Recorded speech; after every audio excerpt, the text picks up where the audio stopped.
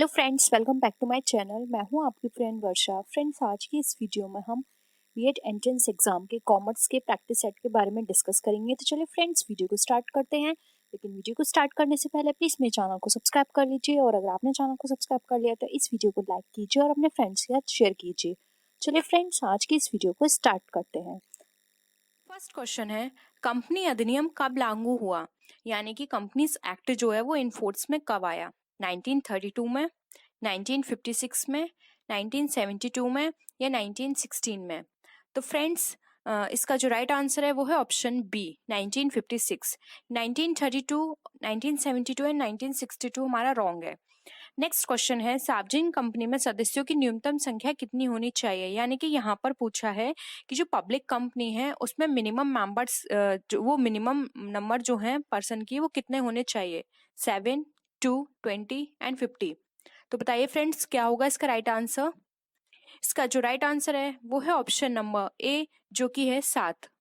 Next question है, एक निजी कंपनी में सदस्यों की अधिकतम संख्या कितनी होनी चाहिए? तो फ्रेंड्स, यहाँ पर आपको मैक्सिमम पूछिए नंबर्स। तो मैक्सिमम नंबर्स हैं 20, 50, 7 एंड इंडेफिनिट।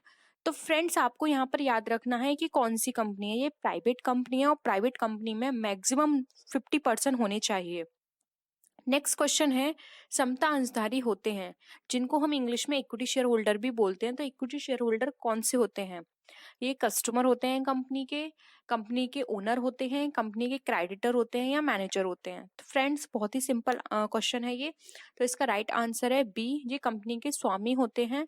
इनको कंपनी के अंदर जो भी मीटिंग्स होती हैं उसमें पार्टिसिपेट करने का राइट होता है। लेकिन अगर डिविडेंड डिस्ट्रीब्यूट किया जाता है तो इन शेयर होल्डर्स को डिविडेंड डिस्ट्रीब्यूट नहीं किया जाता। सबसे पहले प्रेफरेंस दी जाती है प्रेफरेंस शेयर होल्डर्स को। उसके बाद अगर कोई डिस्ट्रीब्यूशन डिविडेंड बचता है या कोई प्रॉफिट बचता है तब इनको डिविडेंड दिया जाता है। नेक्स्ट क्वेश्चन है, अंश आवंटन खाता है यानी शेयर अलॉटमेंट अकाउंट किस तरह का खाता है? फ्रेंड्स, आपने 3 तरह के अकाउंट पढ़े होंगे 12th में, जो थे पर्सनल अकाउंट यानी व्यक्तिगत खाता, एक्चुअल अकाउंट यानी वास्तविक जिसको हम रियल अकाउंट भी बोलते हैं, एंड थर्ड था हमारा नाम मात्र का खाता। तो उसके बेसिस पे आपको ये आंसर करना है। आपको पता होगा पर्सनल अकाउंट कौन से होते हैं। फ्रेंड्स, पर्सनल अकाउंट वो वाले अकाउंट होते हैं जिसमें किसी पर्सन का या फिर किसी पर्सन को जो रिप्रेजेंट कर रहा है उसका अकाउंट आता है। जैसे कि सुधीर का खाता, सुशील का खाता, ये हो गए पर्सन के। और कुछ आर्टिफिशियल होते हैं जो कि पर्सन या फिर पर्सन के ग्रुप को क्रिएट करते हैं, जैसे कि कोई कंपनी हो गई, ठीक है, या फिर किसी भी तरह का कोई क्लब का अकाउंट है, किसी गवर्नमेंट ऑफिस का कोई अकाउंट है, तो वो हमारे पर्सनल अकाउंट कहलाते हैं। वास्तविक खाता यानी एक्चुअल या फिर रियल अकाउंट हमारे वो अकाउंट होते हैं जिनको हम टच कर सकते हैं, और कुछ ऐसे अकाउंट भी आते हैं इसके अंदर जिनको हम टच नहीं कर सकते। टच करने वाले होते हैं जैसे कि हमारे फिक्स एसेट्स, और जिनको हम टच नहीं कर सकते वो आते हैं हमारे ट्रेडमार्क, पेटेंट्स एंड गुडविल।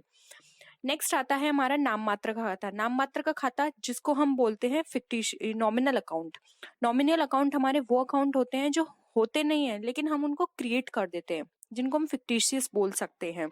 तो ये वास्तव में होते नहीं है लेकिन सौदों के स्वभाव को बताते हैं, जैसे कि वेजेस। अब वेजेस को हम कोई वेजेस हम जिसको टच नहीं कर सकते या फिर इस वेजेस को हम देख भी नहीं पाएंगे, ठीक है, लेकिन हमने क्या किया, यहाँ पे क्रिएट कर दिया है वेजेस अकाउंट। मजदूरी खाता, बीमा खाता, तो ये सारे अकाउंट जो हैं हमारे, ये हमारे नॉमिनल अकाउंट है। तो बताइए फ्रेंड्स, इसके बेसिस पे अंश आवंटन खाता आपको क्या लगता है? तो इसका राइट आंसर है ए, जो कि है व्यक्तिगत खाता। नेक्स्ट क्वेश्चन पे हम मूव करते हैं। जब अंशों का हरण किया जाता है तो अंश पूंजी खाता नाम किया जाता है, यानी जब शेयर्स फॉरफिट किए जाते हैं तो शेयर कैपिटल अकाउंट क्या होता है? यो भी याचना की बकाया रकम से क्रेडिट या डेबिट किया जाता है, याचित रकम से यानी कॉल्ड अप कैपिटल से उसमें एंट्री होगी, पेड अप कैपिटल से उसमें एंट्री होगी, या अंशों के मूल्य से यानी जो शेयर का जो टोटल प्राइस है उससे होगी वो एंट्री। तो बताइए फ्रेंड्स, क्या होगा इसका राइट आंसर? इसका जो राइट आंसर है वो है ऑप्शन बी। जब हम अंशों को हरण करते हैं तो अंश पूंजी खाता हमारा जितनी भी कॉल्ड अप कैपिटल है यानी जो हमने मांग ली है उससे हमारा ये खाता किया जाता है डेबिट। नेक्स्ट है, हरण किए गए अंशों के पुनर्निर्गमन पर पूंजी दी गई छूट को क्रेडिट किया जाता है। तो बताइए किस खाते से उसको क्रेडिट किया जाता है? शेयर डिस्काउंट अकाउंट से, शेयर फॉरफीचर्ड अकाउंट से, प्रॉफिट एंड लॉस अकाउंट से, या नन ऑफ द अबव। तो फ्रेंड्स का राइट आंसर है बी। जब भी हम शेयर को पुनर्निर्गमन करते हैं तो जब हम जो भी छूट देते हैं तो उससे हमारा शेयर फॉरफीचर्ड अकाउंट जो है वो क्रेडिट करते हैं हम वहां। नेक्स्ट है, ऋण पत्रों को सहायक प्रतिभूति के रूप में निर्गमन पर डेबिट किया जाएगा। यानी कोई भी ऐसे डिवेंचर्स हैं जिसको सब्सिडी सिक्योरिटी के रूप में इश्यू किया गया है तो उसको डेबिट किससे किया जाएगा? डिवेंचर अकाउंट से, बैंक अकाउंट से, डिवेंचर सस्पेंस अकाउंट से, या नन ऑफ द अबव। तो बताइए फ्रेंड्स, इसका जो राइट आंसर है वो है ऑप्शन सी, जो कि है डिवेंचर सस्पेंस अकाउंट। उसको डिवेंचर सस्पेंड अकाउंट से वहां पे डेबिट किया जाएगा क्योंकि वो सब्सिडी सहायक प्रतिभूति है उसकी। हमें अभी नहीं पता कि आगे जाके हम इसे किस में कन्वर्ट करेंगे, तो एक तरह से ये हमारे लिए सस्पेंस की तरह है, तो इसको हम डिवेंचर सस्पेंस अकाउंट से डेबिट करते हैं। नेक्स्ट है, ऋण पत्रों का शोधन किया जाता है। यहाँ पर फ्रेंड्स आपको प्राइस का वो बताना है कि प्राइस का जो मेथड है वो किस तरह से होगा। रिडीम एट पार पर, एट प्रीमियम पर, वाई कन्वर्टिंग इन शेयर, या फिर ऑल ऑफ दी अबव। तो किस पे उसको रिडीम किया जाता है, यानी जब हम उसको पे ऑफ करते हैं तो किस पे किया जाएगा? तो फ्रेंड्स का राइट आंसर है डी, इनमें से किसी पर भी हम पे ऑफ कर सकते हैं। जब हम डिवेंचर को रिडीम करते हैं तो एट पार पे कर सकते हैं, एट प्रीमियम पे कर सकते हैं, या फिर अगर हम चाहें तो उसको शेयर में कन्वर्ट कर सकते हैं। ये डिपेंड करता है शेयर होल्डर्स पर कि वो किस में करवाना चाहता है। ये आपस म्यूचुअल अंडरस्टैंडिंग पे होता है। कंपनी और शेयर होल्डर्स में कंपनी एंड डिवेंचर होल्डर्स में इतनी अंडरस्टैंडिंग है, कंपनी ने बोला कि आप इसको शेयर को कन्वर्ट करा लो तो वहां भी हो सकता है। नेक्स्ट है, ऋण पत्रों का शोधन होता है, यानी डिवेंचर रिडीम्ड एट। फ्रेंड्स यहाँ इस क्वेश्चन का मतलब है कि यहाँ पे आपको मेथड बताना है कि किस किस तरह से रिडीम हो सकता है। ए कैश में, b by issuing new debentures, c by issuing equity shares, या फिर ऑल ऑफ द अबव। तो बताइए फ्रेंड्स क्या होगा इसका राइट आंसर?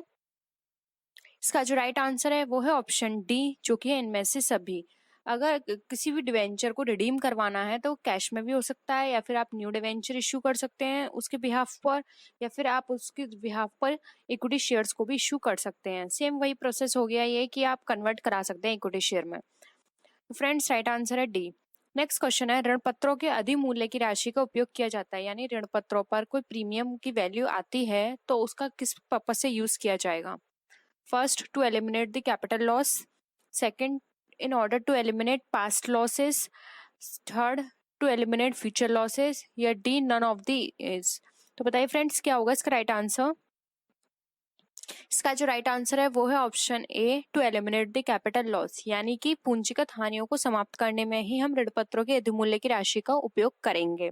क्योंकि ये जो हमारे पास अधिमूल्य की राशि होती है ये हमेशा उन चीजों में यूज की जाती है जो कि हमें लॉन्ग टाइम तक बेनिफिट करेंगे, या फिर लॉन्ग टाइम जिसकी हानियों का असर हमारे बिजनेस पे बहुत ज्यादा पड़ेगा। पूंजीगत हानियों का जो असर होता है हमारे बिजनेस पे बहुत बड़ा इफेक्ट पड़ता है, तो हम उसको राइट ऑफ करने के लिए, उसको एलिमिनेट करने के लिए इस राशि का यूज करेंगे। नेक्स्ट क्वेश्चन आता है, कौन सा संचय आर्थिक चिट्ठी में नहीं दिखाया जाता है?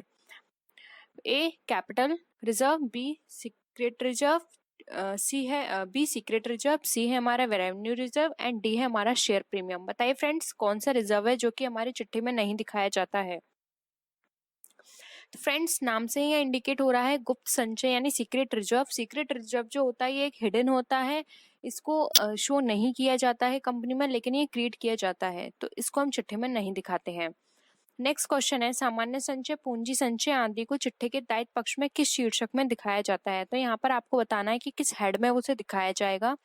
ऑप्शंस हैं share capital, reserves and provisions, current liabilities and secured loan. तो बताइए friends journal reserve and capital reserve जो है वो हम कहाँ पे शो करते हैं? बहुत ही सिंपल क्वेश्चन है फ्रेंड्स, रिजर्व आ रहा है इंडिकेशन, यानी कि हम इसको रिजर्व एंड प्रोविजंस हेड में इंडिकेट करते हैं, उसको शो करते हैं। हम नेक्स्ट क्वेश्चन पे मूव करते हैं। नेक्स्ट क्वेश्चन है हमारा, तलपट में दिखाए गए प्रारंभिक व्यय को अंतिम खाते बनाते समय दिखाया जाता है, यानी प्रारंभिक व्यय को अगर तलपट में वो शो किए गए हैं तो अंतिम खाते में वो हम कहाँ दिखाएंगे? ए ट्रेडिंग अकाउंट में, B profit and loss account में, C liability side of the balance sheet, and D asset side of the balance sheet. तो बताइए फ्रेंड्स क्या होगा इसका राइट आंसर? इसका राइट आंसर है डी, चिट्ठे के दायित्व संपत्ति पक्ष में। फ्रेंड्स, जो प्रिलिमिनरी एक्सपेंसेस होते हैं ये हमें लॉन्ग टाइम तक हमें क्या करेंगे, बेनिफिट देंगे। ये हम एक असेट्स की तरह यूज करते हैं, तो इसको हम बैलेंस शीट में दिखाते हैं असेट साइड में। नेक्स्ट है अवास्तविक संपत्तियों में सम्मिलित किया जाता है।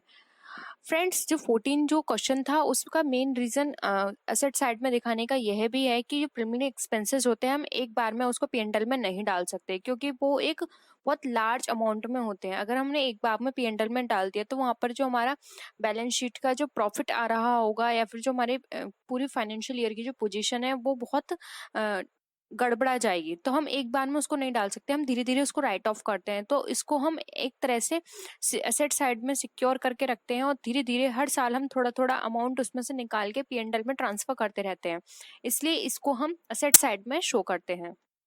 नेक्स्ट क्वेश्चन है अवास्तविक संपत्ति में सम्मिलित किया जाता है, यानी नॉमिनल असेट्स इंक्लूड की जाती हैं। ए, प्रिलिमिनरी एक्सपेंसेस में, अंडरराइटिंग कमीशन में, सी, डेवलपमेंट एक्सपेंसेस में, या डी, उपरोक्त सभी। तो बताइए फ्रेंड्स क्या होगा इसका राइट आंसर। ये आज का हमारा लास्ट क्वेश्चन है। तो फ्रेंड्स का राइट आंसर है डी, उपरोक्त सभी। फ्रेंड्स, ये सारे हाइड आप जानते होंगे। प्रिलिमिनरी एक्सपेंसेस अभी मैंने आपको बताया कि ये एक लार्ज अमाउंट में होते हैं, जैसे कि प्रोस्पेक्टस इश्यू करवाना, किसी बड़े एडवर्टाइजमेंट को करवाना, या फिर जब हम बिजनेस स्टैब्लिश करते हैं तो बिजनेस स्टैब्लिश करते टाइम जब हम बहुत लार्ज एक्सपेंस करते हैं, जैसे कि हमने बिल्डिंग ली है, स्टैब्लिश करवाई है उसे, या फिर हमने किसी भी तरह का कोई बहुत बड़ा एडवर्टाइजमेंट करवाया है अपनी कंपनी का, तो ये प्रिलिमिनरी एक्सपेंसेस सारे वहां पे इंक्लूड किए जाते हैं। अंडरराइटिंग कमीशन वो कमीशन होते हैं जो अंडरराइटर्स को दिए जाते हैं। अंडरराइटर्स वो पर्सन होते हैं, ये एक इंडिविजुअल, एक कंपनी, एक बैंक, कोई भी हो सकता है, एक ग्रुप ऑफ पर्सन भी हो सकता है। अंडरराइटर ये एक तरह से ये प्रॉमिस करता है कंपनी को, या फिर ये इस तरह की रेस्पॉन्सिबिलिटी लेता है कि अगर वो कंपनी अपने इश्यू करती है शेयर को और वो 90% अगर पब्लिक उनको नहीं परचेस करती है, तो जितने भी जो रिमेनिंग शेयर्स होंगे वो अंडरराइटर्स उसको परचेस कर लेंगे। तो एक रेस्पॉन्सिबिलिटी लेता है अपने ऊपर कि अगर आपके पूरे मार्केट में वो सेल नहीं हुए तो उनको हम परचेस कर लेंगे। तो इस बिहाफ पर जब उनको इस तरह का एक कमीशन दिया जाता है कंपनी की तरफ से अंडरराइटर्स को, उसको बोलते हैं हम अंडरराइटिंग कमीशन।